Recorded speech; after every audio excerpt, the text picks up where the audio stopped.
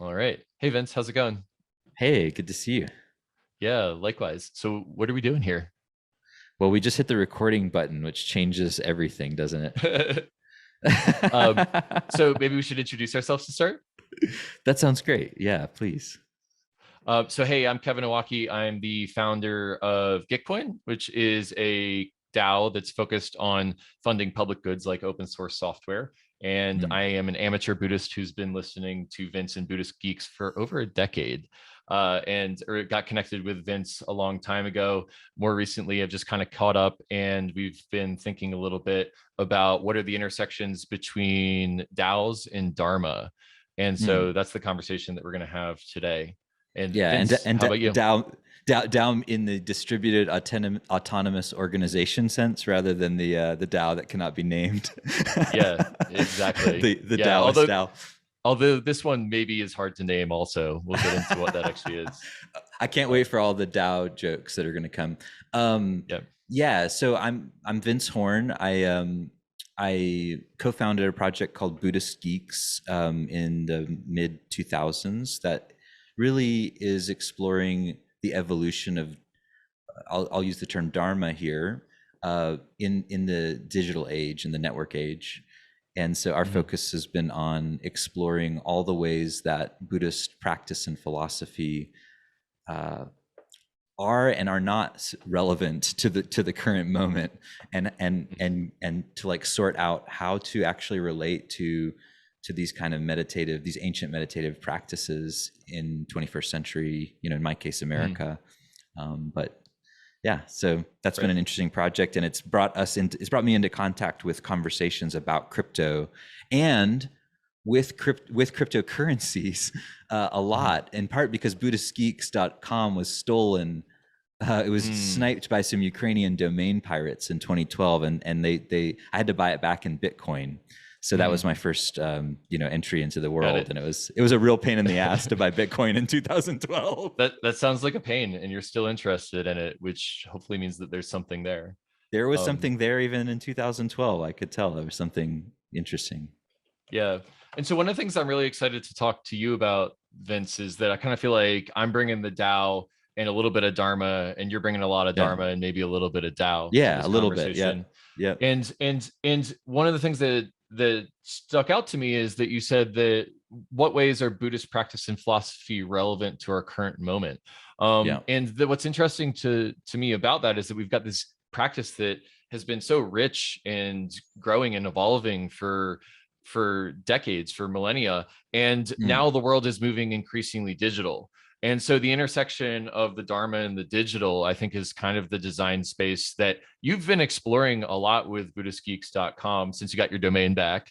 And then Right. I'm interested in thinking what would be the intersection of decentralized technology, the next epoch of the Web 3, and Yes. Dharma.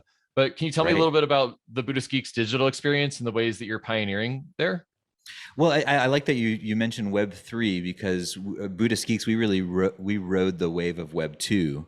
Mm, We launched in 2007, at the same year that Facebook and no, sorry, Twitter launched. Facebook was in '04.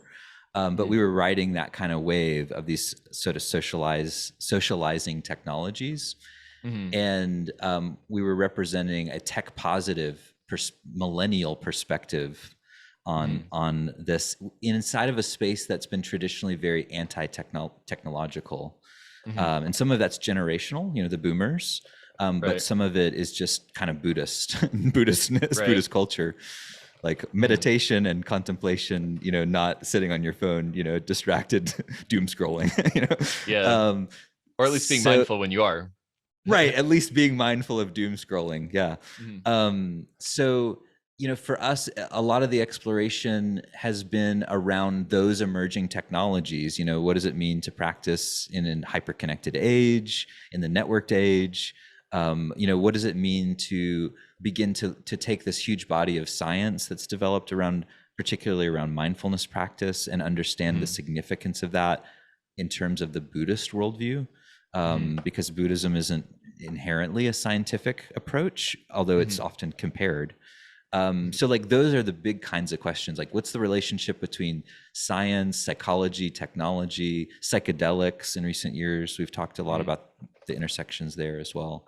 And Mhm. I've often thought about crypto for many years now, about the Web 3.0, the decentralized Yeah. distributed ledger tech, and just Mhm. wondering like what's the potential? How will Yeah. Dharma and Buddhism change in its confrontation and connect and relationship Yeah. with these decentralized Yeah. techs?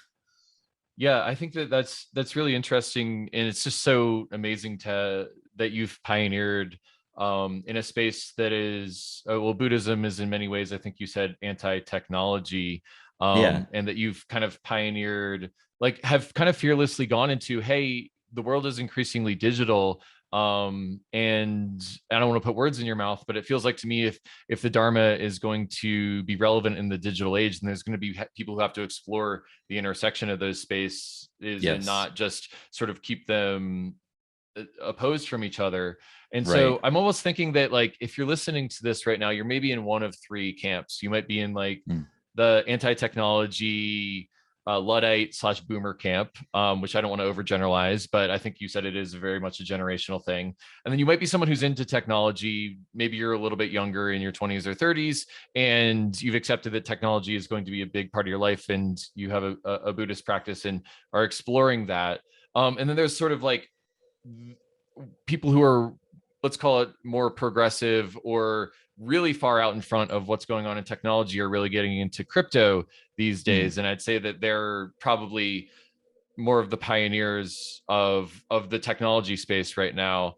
And so I think how you feel about our conversation probably depends on which one of those camps you're in, and that conveys deep associative like, how do you feel about technology, and is it good for the world, and should we resist it, or should we embrace it and try to ride the wave, will probably inform how you view the rest of this conversation that we have Mm. together.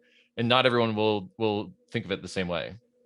Yeah, I like that framing too, Kevin, because it reminds me of the Amish, and Mhm. Kevin Kelly's work on kind of describing how the Amish Yeah. choose technology. To me, it's like there's a similar question of here. If we have a practice or a worldview that in explicitly involves morals, virtues, values, these Mhm. things that are kind of intangible, but we know them when we see them and they're extremely important to us. Like when Mhm. you combine that with technology, the question really becomes like how does the use or Mhm. adoption or integration of this technology with my values and my practices, the rituals of my life, Mhm. like how do those things actually mesh, or do Yeah. they, can Mhm. they? Like that's Mhm. a really interesting question. And like the Yeah. Amish have like their way of doing it, and Buddhist Yeah. geeks probably will have different ways of doing it. People that are more technological and open and postmodern, they're not, you know Right. it's a different Yeah. it's a different religious orientation.